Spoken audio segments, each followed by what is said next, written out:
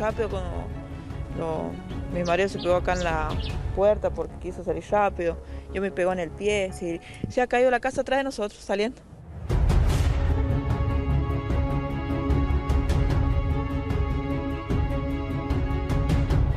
Ahí se ve perfecto, mirá cómo se abrió. Cuando empezó, sinceramente no sabía qué hacer, fue horrible.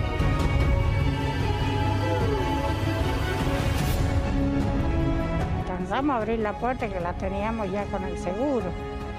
Así que la sacamos el seguro y alcanzamos a salir. Se cortó la luz por colmo. Todas las paredes del edificio Tulum en los sobrevivientes. Pegó un sacudón para arriba así, y después se empezó a mover. Y bueno, y ahí terminó porque si no yo creo que se viene todo abajo. Lo hemos pasado bastante feo y todavía sigue temblando, todavía se siente, así que bastante asustado. Es muy fuerte. Está temblando en este momento. Está temblando y es muy fuerte. Vení con nosotros, vení. Muy fuerte. Vení, Marito. Muy fuerte. ¡Ay, por Dios! ¡Ah!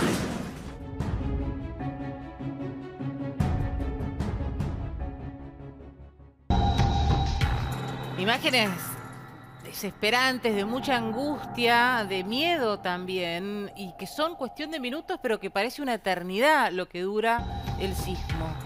Entre todas las imágenes, mucha de la gente que atravesó esto, a nosotros, gracias a Dios, no nos ha tocado nunca, es que te marea además, ¿no? José, es una sensación de pérdida de los sentidos. Sí, cuando estás lejos, ¿no? Porque me refiero cuando uno no entiende qué es lo que está pasando, es que está tan lejos como la capital federal, por ejemplo, del lugar del epicentro. Pero cuando estás ahí, rápidamente lo primero que pensás es que estás teniendo un terremoto, aunque gente local me hablaba justamente de que no sabía lo que estaba pasando porque veía luces en el cielo.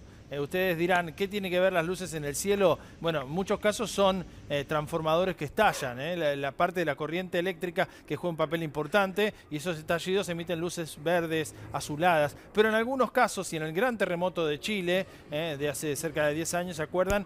Se emite una energía al cielo que puede generar luminiscencia. Estamos viendo uno de los motivos de por qué tiembla la Tierra. La Tierra ejerce cierta presión, el avance de una placa sobre otra. En Chile se mete por debajo de la placa donde está, por ejemplo, la corteza continental de Sudamérica.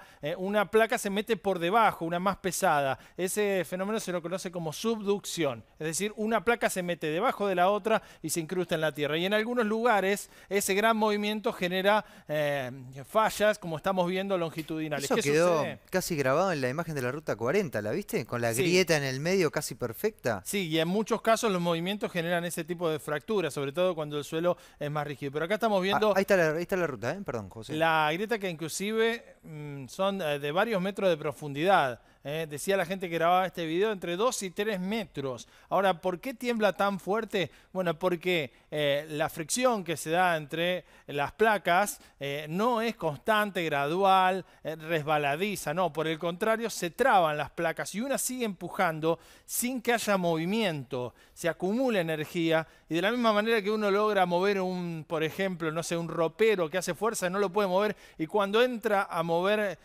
vence se llama estática, digámoslo así, que el mueble estaba quieto hasta que lo logra mover, logra romper ese rozamiento inicial contra el suelo y las placas se mueven y liberan energía. ¿Y por qué se llegó a sentir? Algunos dicen, lo sentí acá en Capital Federal, a tantos kilómetros de distancia. Porque estamos hablando de, no es totalmente rígido el terreno, logra transportar la energía que se liberó allá, de la misma manera en la que una piedra en un estanque logra avanzar. Bueno, es una onda sísmica que logra viajar a través de la Tierra y que hace que, sobre todo el bamboleo y en zonas altas donde se amplifica ese movimiento, me refiero a edificios, sea mucho más palpable. Nadie lo sintió al ras del suelo en Buenos Aires, los que se marearon sobre todo fueron en zonas altas. Y hasta hubo evacuaciones en la costa. En Miramar la gente salió a la calle, testigos locales contaban que se autoevacuaron por miedo a que esos movimientos en los edificios, en lugares no preparados como es la provincia de Buenos Aires,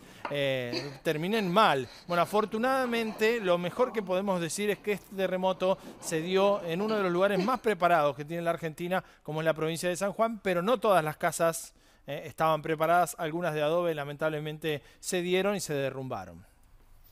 Nos vamos en vivo a San Juan, está Inés Aimale allí para contarnos en el lugar donde más destrozos hubo. Inés. Sí, Dominique, buenas noches. Estamos en La Rinconada, en Pocito, muy cerquita de lo que ha sido el epicentro del terremoto a 3 horas de cumplirse, a poquito más de 3 horas de cumplirse las 24 horas de este terremoto, que para muchas familias de esta zona ha sido devastador. Ustedes pueden ver estas fabricaciones, como indicaba José, son de adobe, que hay muchas en esta zona, hemos visto muchas viviendas que han quedado así, derrumbadas completamente y que han salvado las familias de milagro sus vidas, que es lo único que intentaron y que pudieron hacer, porque también te agrego ahí que en el lugar se siente de tal magnitud que perdés el equilibrio. Entonces, como un testimonio que veíamos, que escuchábamos de una mujer en Mediagua, no podía abrir la puerta porque no podía, del mismo movimiento le impedía abrir la puerta para poder salir mientras se le derrumbaba la casa detrás. Bueno, aquí estamos con el dueño de esta vivienda, con Luis Guzmán. Luis Durán, disculpe.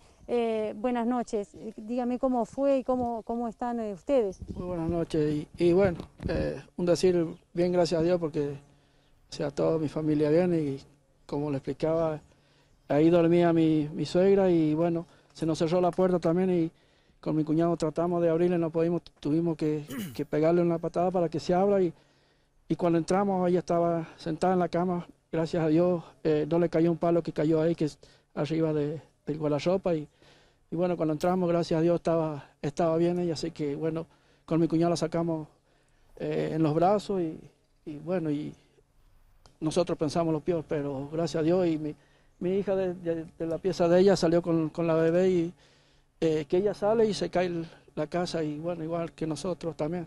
Alcanzamos a salir y se cayó todo, se derrumbó Inés, todo. pregúntale en cuánto tiempo... ¿No solo han dormido anoches?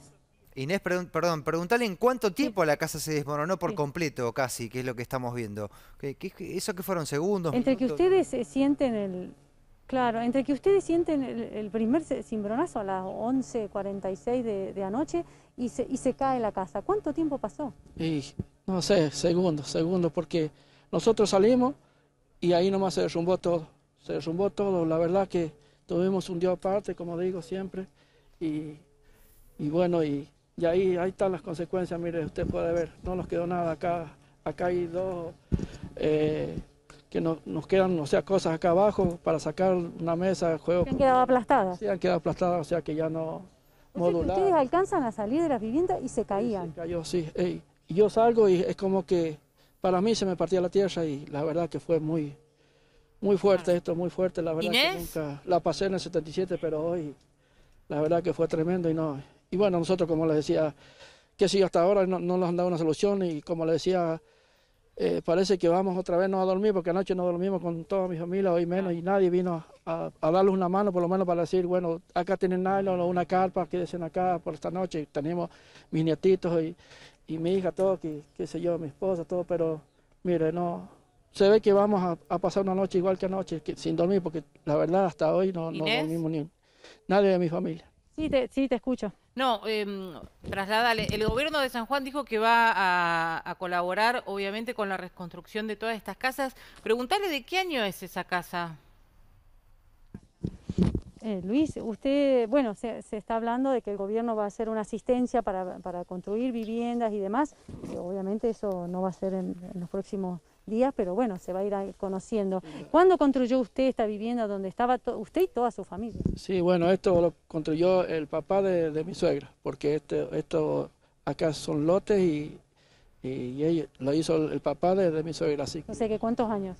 Y bueno, mi suegra tiene 95, así que imagínense, lo hizo el papá de ella. Claro, son viviendas centenarias. Terremoto como el del 44 Inés, y 77. Con este, mi suegra, pasó tres terremotos con este. Sí, te escucho, Fede.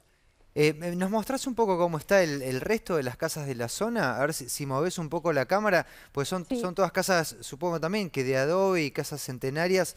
Me sorprendió lo que decía Luis recién, que ya habían pasado varios terremotos y tienen 100 años esas casas. Claro. Sí, pasado el gran terremoto de Caucete, que no es muy lejos de esta zona. Estamos a unos 50 kilómetros en esta zona y bueno, y lo que podemos saber es que, por lo que nos dice, ¿no? Pasó el de 1977, que fue en Caucete, y el de 1944, que también fue en esta zona. Entonces, la verdad es que, claro, han resistido dos grandes terremotos, pero bueno, pues, tal vez por la poca profundidad hizo que no se pudiera ya mantener en pie las viviendas, ¿no? Que la construcción, como pueden ver, son de adobe y ladrillones.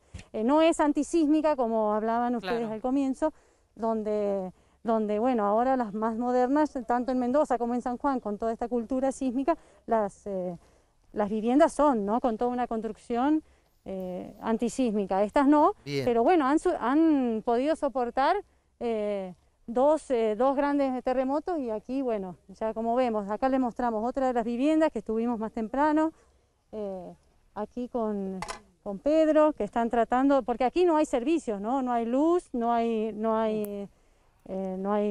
gas, no hay electricidad, no hay comunicaciones. Está muy complicada la situación para estos vecinos que se preparan para pasar otra noche aquí en la intemperie, ¿no? Bien, Inés, gracias por mostrarnos todo esto. Qué complejo lo que contaban la gente del lugar, que esta noche están igual que anoche, igual que las últimas 24 horas. José, y esto evidentemente es por cercanía con el epicentro, pues se atravesaron 100 años las casas, esta vez estuvo más cerca. Claro, sí, el gran terremoto fue en 1894, siempre estamos hablando de la misma zona, después vino el del 44 y el del 77. Para que tengan una idea, les voy a hacer una aclaración final, aquellos dos del 44 y el 77 fueron de 7.4, en una escala que es tramposa y que no hay que entenderla como lineal. Es decir, 7.4 es muchísimo más que 6.4 como fue el de ahora. Más de 20 veces más energía fueron liberados tanto en el 44 como en el 77.